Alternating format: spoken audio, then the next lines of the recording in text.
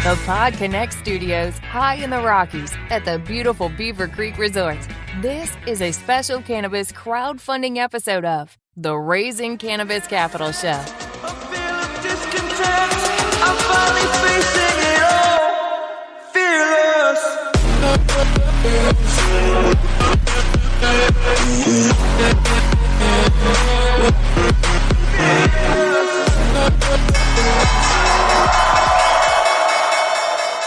Today on Raising Cannabis Capital, we are continuing our cannabis crowdfunding series with Tommy Gibbons, the co-founder of Hempitecture.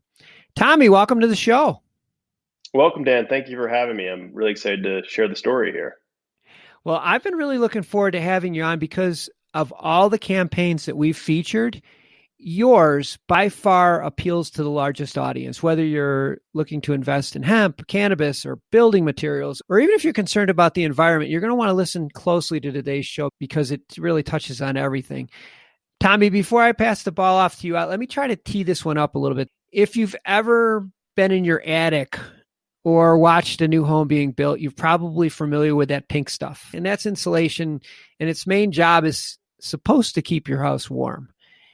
So, Tommy, we've been using this pink stuff forever. Why do we change? Well, we change because we finally know what these building products do to our environment and where they come from. I think in the 50s and 60s, when we were choosing how to build homes, whether it was drywall or fiberglass insulation or plywood and OSB, we used materials that were readily available, people knew how to work with, and were cheap. And now there's like a whole moment of reckoning in the built environment that's, okay, where does that building product come from and what is the embodied carbon used to produce it? It's almost like we need a nutrition label for our building products.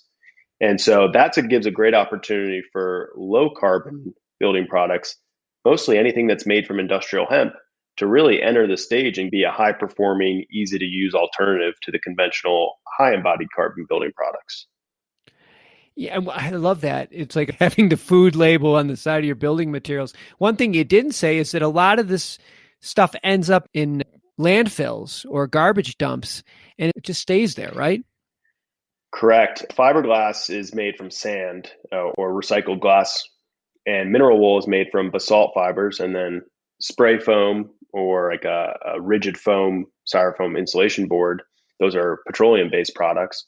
So all of these do not have an easy end-of-life use, whereas hemp wool is coming from a natural fiber, and it could be returned to a landfill to easily biodegrade and return to the soil. So when you're looking at the life cycle analyses of these materials from start to finish, anything that's using plants like our hemp products usually comes out far ahead than the petroleum-based substitutes. Yeah, it only makes sense. And I would suspect, I don't know this for fact, but I'm just going to guess that breathing or living in a home that has some of these synthetic materials is probably not the best thing for your long-term health. No, and I think there's more evidence coming out to support that as well. We leave the hemp wool exposed in our office, and so we work next to it every day. It's completely non-toxic. The fibers aren't abrasive. You could touch it without an issue.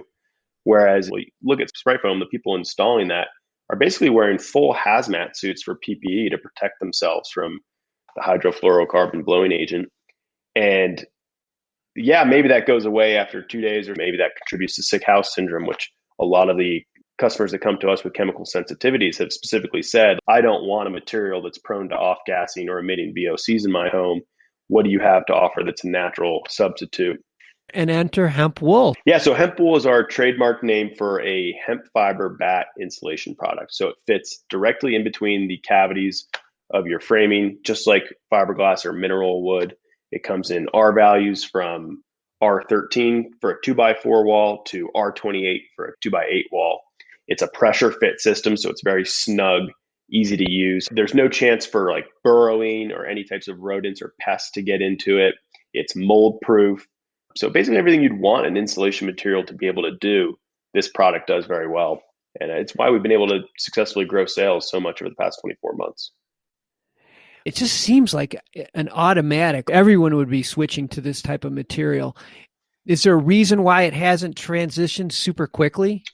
Yeah, I would say so. United States is not the only one, but one of the few developed countries that does not have a hemp insulation manufacturing facility. So currently we are using an international manufacturer. We're the US distributor. Our landed costs of the material are pretty significantly higher than your fiberglass alternatives. It's lower cost than some of the other sustainable natural fiber insulations on the market. But once we're able to onshore manufacturing to the United States, we can reduce lead times, reduce costs, reduce our carbon footprint to fulfill a shipment. We expect to be much more competitive with the existing insulation materials on the market. It is one of the challenges that the hemp industry has right now is there isn't an established infrastructure in place. And so a lot of the things that seem like that would be an automatic alternative is not, because it's more expensive. Now, you're in the middle of the crowdfunding campaign hosted on WeFunder. Are you going to use some of the money to establish this infrastructure? Partially. We are debt financing the equipment to manufacture this insulation, but we will be using some of the funds raised through equity to grow awareness, hire our sales team, as well as some buffer capital for commissioning the facility and ordering inventory and materials up front so that we can just progress right into producing as soon as the equipment lands. We've already put down payments on the equipment to start the manufacturing timeline, and it should be here arriving in the United States within 6 months or so. If your muscles and joints need some TLC without the THC, check out MJ Relief, the hemp-based CBD muscle rub, PhD formulated for what aches and pains you. Besides being a pain-relieving, skin-soothing muscle rub, MJ Relief contains no synthetic scents, is paraben-free, and non-GMO. And bonus, a little goes a long way and will up-level your next massage. Now at mjskinrelief.com. That's mjskinrelief.com.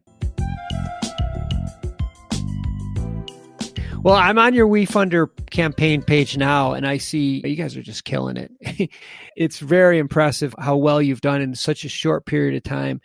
Can you share some of the details of your campaign, like what's the minimum, and also why you selected crowdfunding over venture capital and why WeFunder over other sites? Yeah, Dan, those are really good questions. And we are very happy with this choice to do equity crowdfunding. Right now, we have over 700 investors, nearly 1.9 million reserved in our testing the water stage. And so many great conversations have been generated from this campaign of people reaching out who are in the industry, who are in the hemp industry, who are in the finance industry, wanting to see this project happen and wanting to be in our camp. And it was like a complete 180 from conversations with venture capitalists or institutional investors that maybe didn't necessarily see this vision or wanted someone else to be the first person to put money in, or really need to do an intense amount of diligence while we were trying to run our company and serve our customers. So we didn't really have time to spend an hour and a half explaining the difference between hemp and cannabis to every single VC investor that came into our inbox. Yeah. And this way, we had reverse inquiry, people reaching out to us saying, hey, are you a publicly traded company? Are you going to IPO? Are you a penny stock that I can somehow invest in? And the answer was always no, we're not open to retail or really any investment at that point. So when it came time to take our first investors, we were like, let's do something that we can bring in our customers, bring in our grassroots movement of people that have supported us to get to this point. And then they can be our evangelists. They can be our brand ambassadors. And we can put the story in one great place and they can have access to it. And the terms are even for everybody. And it just seemed like a much more wholesome and inclusive way to go about raising capital than closed door meetings with rich people who were managing other rich people's money and only they were going to get a chance to invest in Hempitecture. That's not how we wanted to do it. Yeah, I love that. I love that whole aspect of it. Like you said, you have 700 people out there rooting for you to succeed. What can be better? There are other sites available. Why WeFunder over some of the other sites? What did you like about working with them? Yeah, we did diligence on a few different platforms. WeFunder's been around basically the longest, has the most investment volume. There were other good platforms that were making compelling arguments as well. The WeFunder is just equity crowdfunding is their bread and butter. Some of these other platforms do like real estate lending and debt lending for startups. We wanted to be very clear what we were offering.